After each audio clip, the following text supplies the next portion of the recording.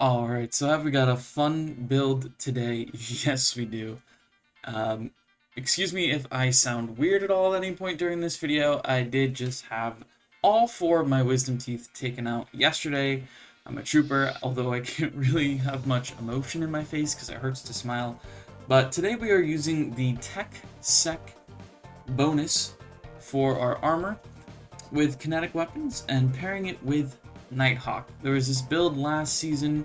I'll try to find out who put it out with bad juju and celestial, and you could just get your super so fast. But the good thing with this build and how the Techsec bonus works is you can get bonus kinetic damage from any weapon.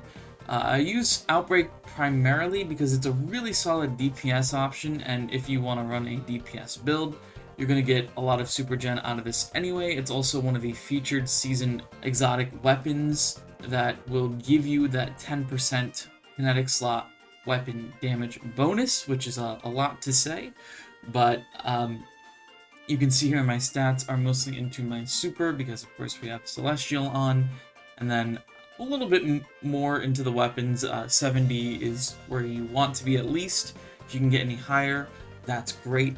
Now the first bonus for Techsec is you deal significantly increased damage to combatant shields, overshields, vehicles, and constructs.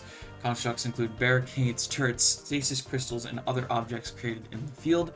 And then you have concussive rounds. Defeating powerful combatants or breaking a combatant shield with kinetic damage releases a disorienting kinetic shockwave. It's pretty powerful and fun.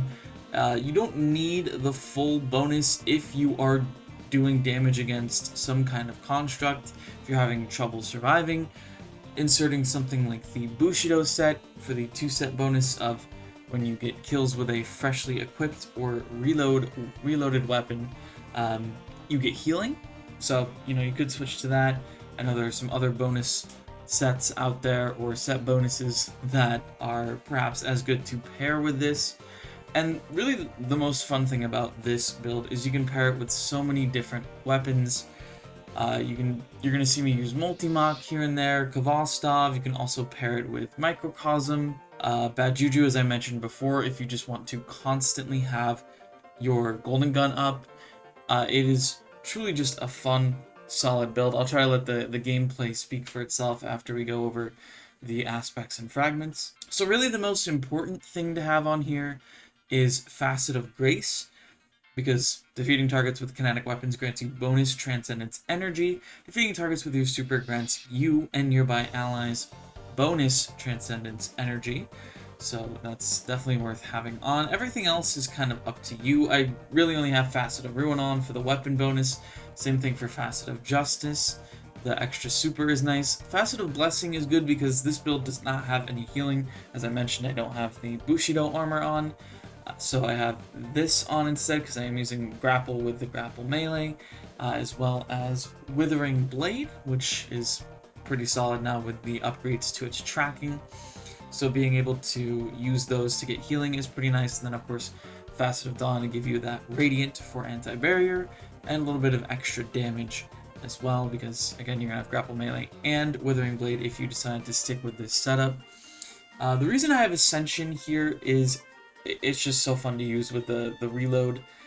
It's so great now. I'm glad they upgraded it the way they should have. Threaded Spectre will take some heat off of you because again, this build lacks healing. So having the ability to spawn a clone is nice when you're in the middle of a bunch of ads and you need a breather. Here are the armor mods if you want to pause and take a look at that. Artifact mods we'll take a look at in a second. But there are those. I'm not going to go over each one, so just pause if you need to. Yeah. So, for the artifact, we basically want anything as far as precision goes, increasing our damage. Radiant Shrapnel is really solid. Shield Crush is great because you are going to have Amplified or Radiant most of the time. Cauterized Darkness is pretty good. We're going to use Stasis and Strand debuffing targets here and there. Aside from that, it doesn't matter too much.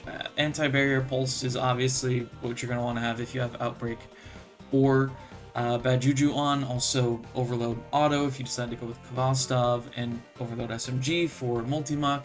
There are so many weapons out there that you could use instead of the ones I mentioned. Even Praetus Revenge would be really good. You could slap on the new auto Giver's Blessing.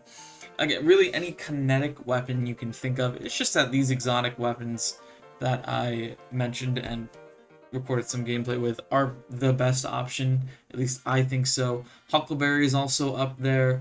I was actually thinking about making a last word build with Lucky Pants and the full Techsec bonus, because that could be fun. Thorn is probably solid. Touch of Malice, Wish Ender, Wither Horde. I mean, the list goes on. Hawkmoon is up there. So many things to try, but again, Outbreak is at the top of that list because it gives you the seasonal artifact bonus, and the damage that you can get from Outbreak is really, really good. So yeah, enjoy some more gameplay here, and I'll see you guys in the next build video.